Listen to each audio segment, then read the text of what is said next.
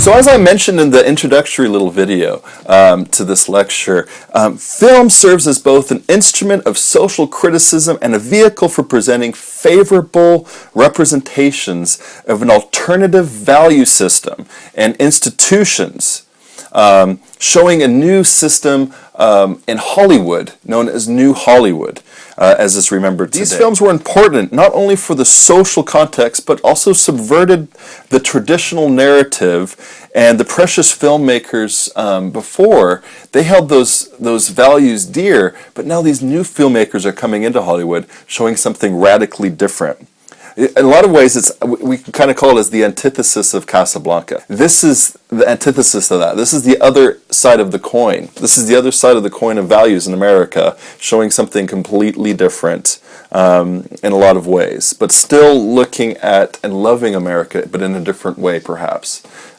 Interesting thing we can talk about in discussion. But the films of New Hollywood provided audiences with a new set of representations for constructing the world around them. New thoughts, new feelings, new music, new ways of looking at romance, new ways of looking at social realities, what realities are. Maybe that were suppressed in film, that were censored in film, but now bringing right in front of the limelight to show it loud and clear. This is what culture is, this is what individuals are going through, and how do we deal with that in film? How can we look at it in film and then have those hard conversations about real life things, real life issues? And that's what's happening here. A new age of film emerged amongst the chaos of the time. If you saw anything in that image montage I made, you see chaos. In the 60s, just like today, there's an era of chaos. There's things that are happening that people don't know how to deal with. It creates anxieties you don't know what to do with. And film and movies is an escape, right? It's an entertainment. We go there to veg out. But it's also to say, hey, it's okay. It's okay to feel that way. It's okay to have those thoughts. It's okay to have those feelings.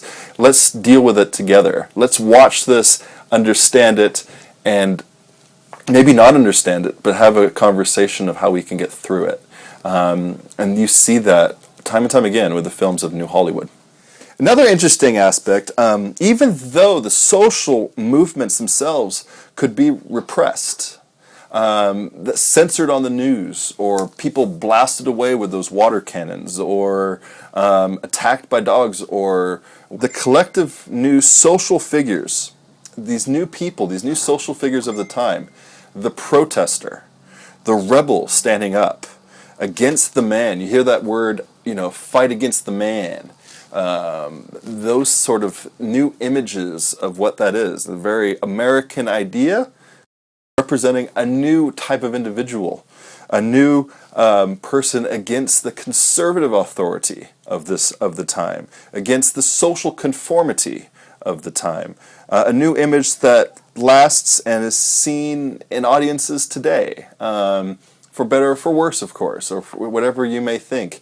That image and the memory of what was happening in the 60s, it plays out a lot. You see the mysticism found in drug use, that there's a mystic use of drugs, there's a use of sexuality, using your body as a tool, really, for a rich terrain of different possibilities, rather than an evil to be repressed as something to hide away, but is to celebrate. So you have a celebration of drug culture, a celebration of sexuality and in all its different forms, a fight against what it means to be straight, and so you get a lot of different sexuality imagery and actions coming about in the 60s and 70s. Not with everybody, of course, but this is stuff that's emerging in some subcultures in this time period.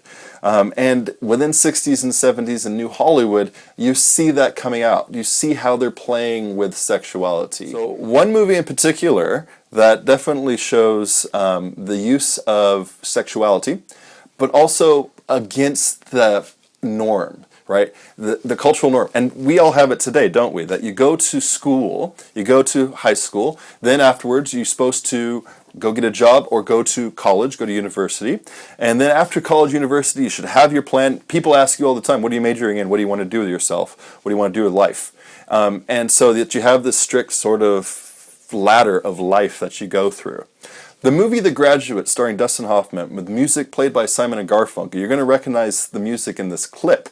And the idea that here's this man who's just very young, graduating college, going through as he's supposed to, in a high middle class life, and he doesn't have a clue what to do with himself. But everyone around him is trying to get him to play the norm, play the role, and get a job, get a career, settle down, have a family, get a house with a picket fence and that whole thing. But he doesn't. That's creating anxiety. That's alienating him. He doesn't believe with that, and he gets a relationship with a married woman. You don't see that in Casablanca. Well, you do, but they hide it pretty well. This is right in your face, and also gets involved with her daughter. Hello, darkness, my old friend. I've come to talk with you again. Listen, everybody, I want you all to be quiet. I've got Ben's college yearbook here, and I just want to read you some of the wonderful things about Ben. Hey, there's the award-winning scholar. We're all very proud of you, Ben. How are you, track star? What are you going to do now? I was going to go upstairs for a minute. Oh, I meant with your future. Your life. Well, that's a little hard to say. Because a vision softly creeping left its seeds while I was sleeping. Mrs. Robinson, you're trying to seduce me. Aren't you? Have you gotten us a room yet? I haven't, no. Do you want to? I'll get undressed now. Is that all right? Sure. Shall I? Shall I just stand here? I don't know what you want me to do. Why don't you watch? Oh, sure, thank you. Benjamin, are you having an affair with someone? I do think you should know the consequences of what you've done. I do think you should know that my wife and I are getting a divorce soon. What happened between Mrs. Robinson and me was nothing. It didn't mean anything. Well, that's not saying much for my wife. The point is, I don't love your wife, I love your daughters, sir.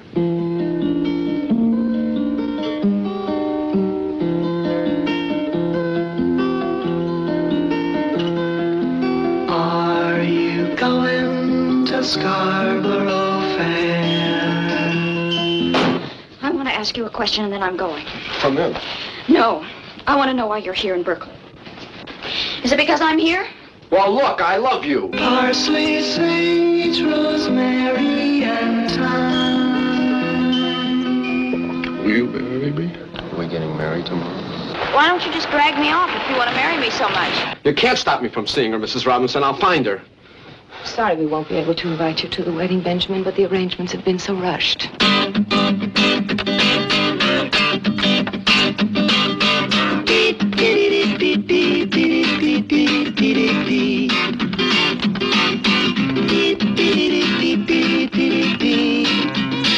Oh, Jesus, God.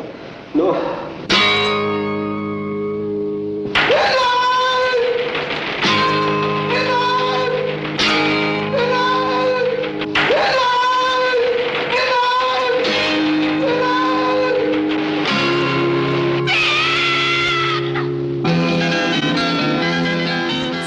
The Graduate is seen as one of the first films depicting alienation of the era. It rejects his parent upper-class career track, his affair with a married woman, and also her daughter, disruptions in the institution of marriage, where he disrupts the actual wedding ceremony. So that's the institution itself, and he's disrupting that and trying to break that down. And one of the most famous scenes is when he's falling in the water. And he's being sort of claustrophobic by society, but he's also able to look from the outside into the culture from afar. It's a very interesting look at claustrophobia of the bourgeois society, claustrophobia of the high middle class, and how that's just gripping him and feels like it's killing him, feels like it's suffocating him, like the pool that he jumps into and looks into. The Graduate is a key alienation film, also the biggest box office hit of the late 1960s, and skyrocketed the career not only of Dustin Hoffman, but also the band Simon & Garfunkel, which of course Disturbed remade Sound of Silence from.